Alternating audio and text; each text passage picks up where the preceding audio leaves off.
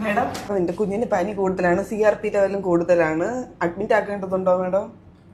രാജി പേടിക്കണ്ട. കുഞ്ഞിന്റെ റിപ്പോർട്ടിൽ CRP 14 ഉള്ളത്. CRP പോസിറ്റീവ് ആണെന്ന് പറഞ്ഞാൽ അഡ്മിഷന്റെ ആവശ്യമില്ല.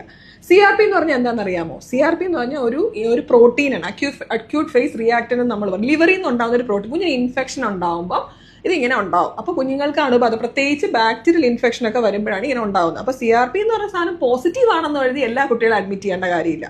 പക്ഷെ CRP കേട്ടോ ഭയങ്കരമായിട്ട് ഹൈ ആവുന്നു. 14 പകരം ഇപ്പൊ 100 അല്ലെങ്കിൽ 60 അങ്ങനെയൊക്കെ വാല്യൂസ് കാണുന്നു. അതിന്റെ ഒപ്പം കുഞ്ഞ് വളരെ സിക്കാണ്. കുഞ്ഞിനെയാണ് നമ്മൾ നോക്കേണ്ടത്. കുഞ്ഞിന് പനി കുറയുന്നില്ല, പാല് കുടിക്കുന്നില്ല, കുഞ്ഞ് പനി വിട്ടാൻ ആക്റ്റീവ് അല്ല.